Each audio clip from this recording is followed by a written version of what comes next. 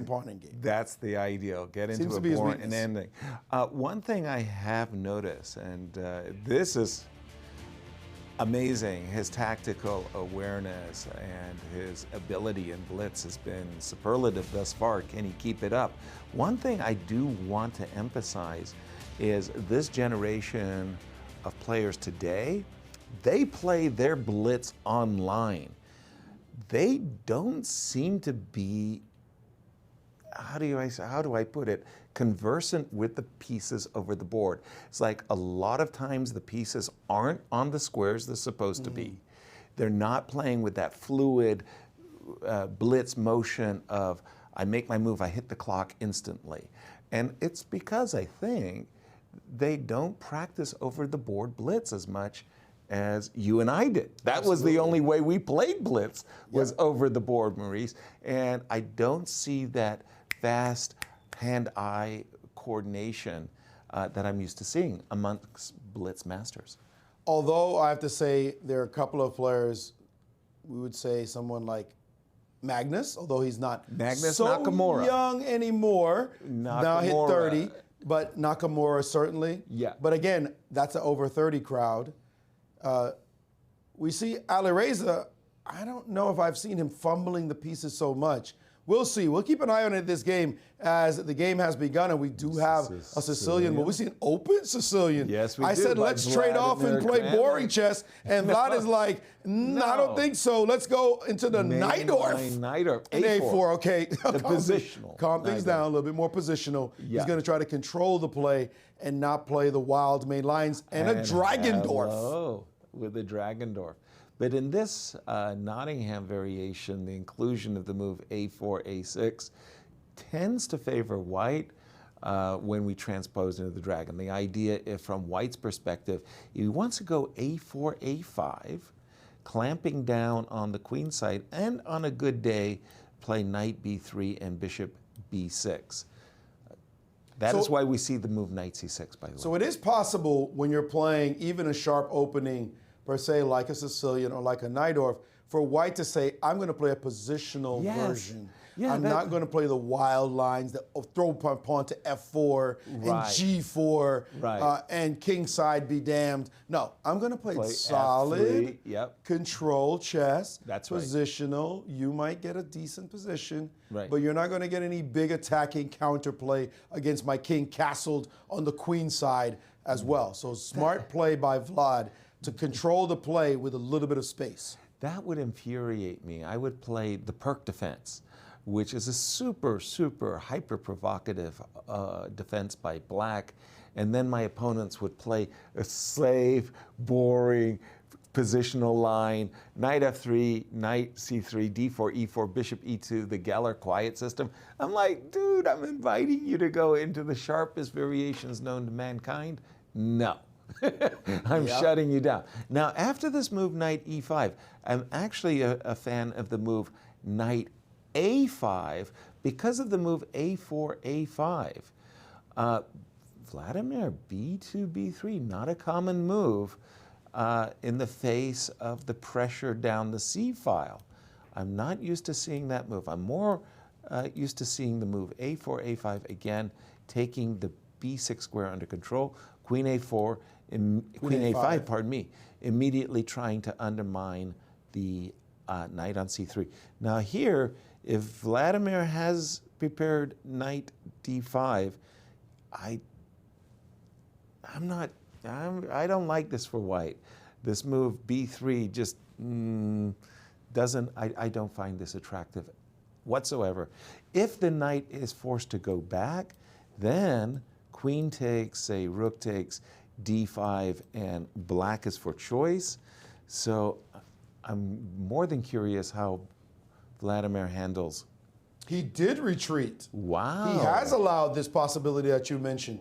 Trading on D2 and playing for D5 looks so thematic in the Sicilian that would be a shock if it doesn't land on the board. Like quickly, just trade and play D5. That's just that's just money. Takes and D5, and your pawn's under threat. You've got to trade. Everything about this position collapses as far as white's concerned. Now, it's not that it's going to be a lost position. It's just that that's what black is hoping for, to get this break in, and then black's position will just flow and be free and should have no problems.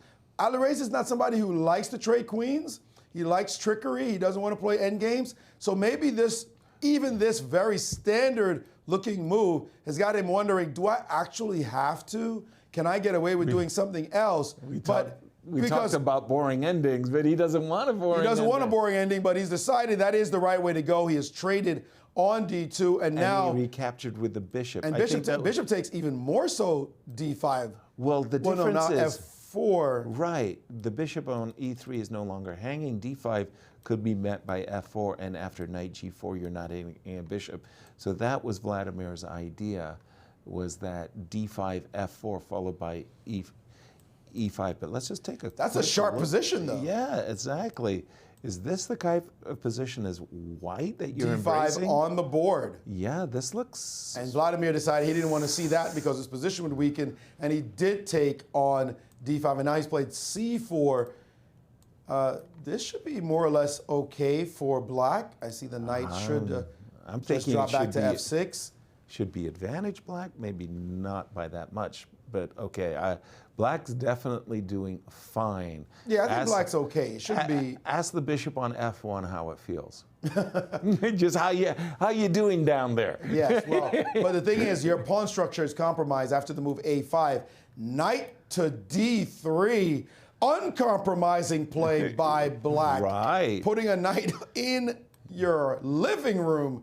What's that knight doing there? Are there no discoveries that matter? He certainly has got Vladimir's attention of putting that knight on that square, and the other knight looking to release, maybe, but there are no real attack. There's also an E5, E4 sighting that's playable. So black is playing with energy right now, but the bishop can move out the way and threaten your knight and force your knight to go backwards. No? The problem with bishop C3 immediately is that, yes, you do kick my knight out of its wonderful square D3. I go back to C5. And if you try to keep kicking, eventually I'm settling on the B4, pardon me, the A4 square, and your C4 pawn is hanging. So you kick me to the C5 square, but C5 is not a bad hangout. It's there. A lot of people like the C5 square, and I don't blame them. Bishop C3, knight C5 on the board. B4 played. Are you serious? As you're saying all these moves. So bishop, so this is the pawn sack. Knight A4. No, it's not quite a, well, how do you defend the pawn? You got to go C5 and you lose your dark squared bishop? Looks terrible. He played it. He's C5. played C5 and allowed squares, more than the dark square bishop, the squares you're conceding, all those light squares suddenly, and also... Look at this bishop on G7. Grunfeld players are ecstatic. Your bishop has to drop back to E1 maybe, but there's an E5, E4 sighting coming down the board as well. This has all gone wrong. This has gone completely wrong for Vladimir in the last couple of moves. Now, the other thing, though, is it's remarkable to me. I find this knight on A4 as a potential issue. I understand the knight coming to D5 is probably the strongest move, but I got to tell you, you get a chance to get rid of that offside knight, and this bishop on G7 is hard to imagine he didn't play it, right? Exactly. But he's threatening knight E3. Yeah. And the bishop on C3 as well. So where do you put it? He's put it on the D2 square. This knight could hop again, something like knight to B2, and it's so many moves. There's knight B2 to D3 to potentially to C4, also the move E5. Which one will he play? As he's got so many. He's played knight B2. I love knight B2. And now he can play his knight. Well, all I want is the rook off the D file. If I can get the rook off the D file, there was a potential problem that the rook on D1 would hit the knight on D5, hit the bishop on D7. Tickle the rook away, just move the rook away, especially, for example, rook to C1. Then you get to go E5, E4. E5, E4 is coming. E5, I mean, they're just E4, waiting. This is huge for black. This is just a tremendous position for black, and Vladimir knows it, where to put his bishop he put right his rook now. on B1, provoking knight to C4, knight, the march of the cavalry. It's a dance. Amazing. And E5, E4. There's a big result we're hearing. A brewing? Well, not a result, but a trend happening. Whoa, rook to A2, allowing E5. He decided to solve the problem but man, look at this rook and this knight. I want to play bishop E6. Yeah, rook A2 wasn't He's fun. playing bishop F5. Oh, even knight. Look at these black pieces. They're just encroaching, move by move, on White's position. Massive squares, massive squares. Tremendous squares. White's pieces are huddled and under pressure.